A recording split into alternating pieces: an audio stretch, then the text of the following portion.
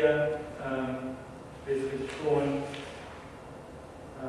argued against any dualistic model arguing whether either I identify with my national identity or with the European one, and Bosch-Strate added that Europe, the nation, and the region constitute three levels of abstraction which in practice and in politics are entangled. Ideas of belonging are overlapping, inclusive and exclusive, and complex and contradictory patterns, where it would be far too simple to put a European identity against national ones.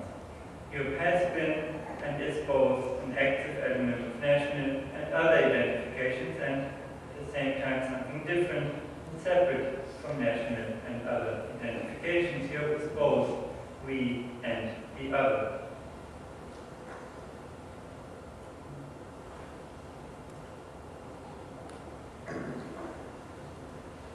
So we are left with the diagnosis that although much has been done in terms of establishing a European identity, both bottom-up and top-down, a common conscience of European identity has not been established. What was seen positively by Strate is formulated in negative terms by Gerard Delanty. He holds that Europeans were not particularly united among themselves. It's unlikely that they will unite against another. If there's not a European self or subject, there cannot be an easily defined other. There's neither a European state nor European people, although there do appear to be Europeans. The newly articulated European self-understanding cannot be seen as a unified collective identity based on a pre-existing community linked by a hyphen to a shared political community of the liberal public sphere. As much as the European public sphere is considered a precondition for an evolving European identity, as much as are the difficulties in establishing it overestimated. A minimalist version would mean for national public spheres to open for each other in osmotic ways. This opening, of course, rests on an interest for the other and for a European view. We understand the difference between political and cultural identity similar to Aleida Assmann's division into political and cultural memory. One would consider political identity as a top-down approach and cultural identity as a more democratic bottom-up approach. Identity is working from both ends, and it is their interplay that is not yet really working. The idea to impose any European project on the Europeans is redundant, as Adolf Mutsch rightly states. The democratic deficit cannot be dealt out by attaching core values to the EU and its institutions and its constitutional treaties. In contrast, not fixing a European identity would not mean to give up on Europe, but could mean to accept diversity, to acknowledge different experiences and different conclusions from them.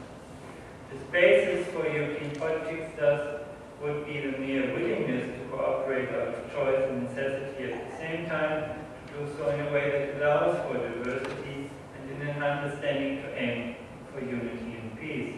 These are conditions under which to collaborate that need to be reiterated and substantiated not by politicians but by the producers of cultural memory, by writers, academics, intellectuals.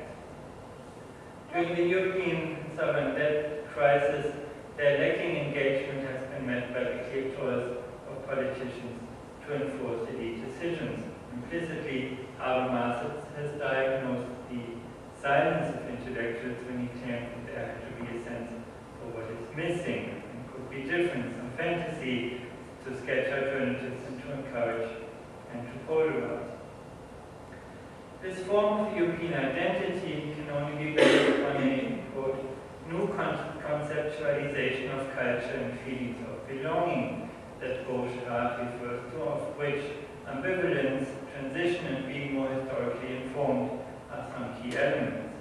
Openness on the margins, the ability to think of and practice borders in a non-linear way, understand them as spaces of crossover, of mediation and translation, These are features that many scholars have named in an eminently positive fashion as European strengths.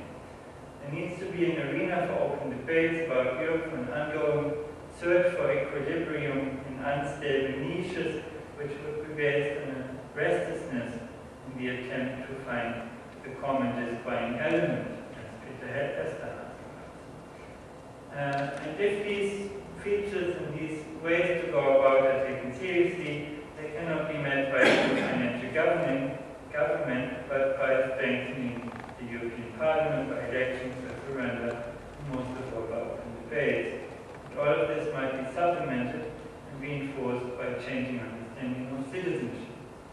And that I will sketch very briefly in my last part.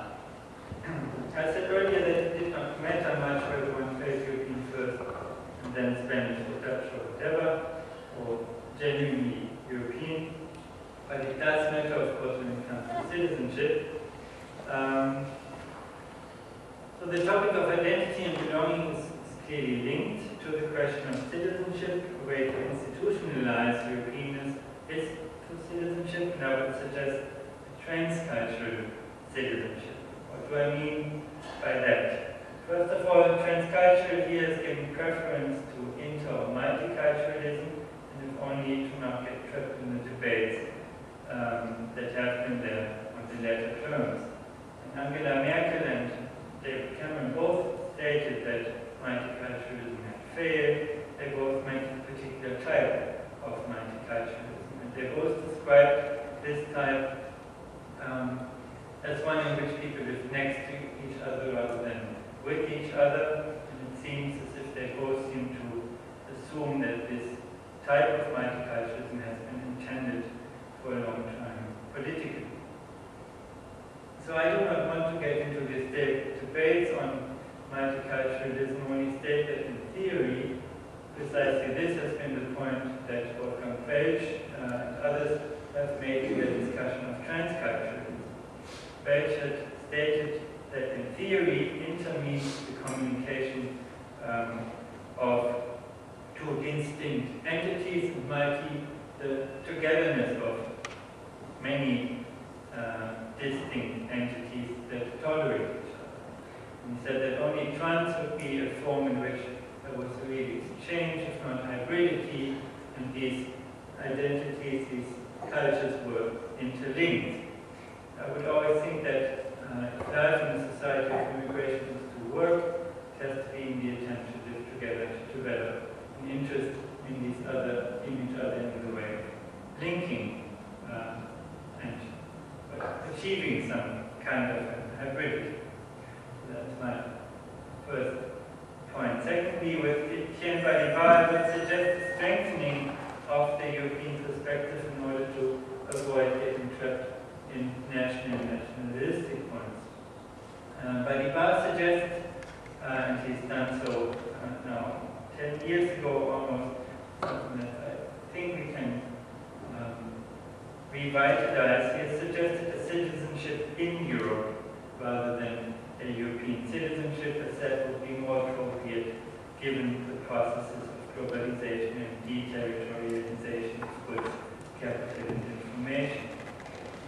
Dimitri Kochinov, a Euroculture colleague from Groningen, has said that national borders are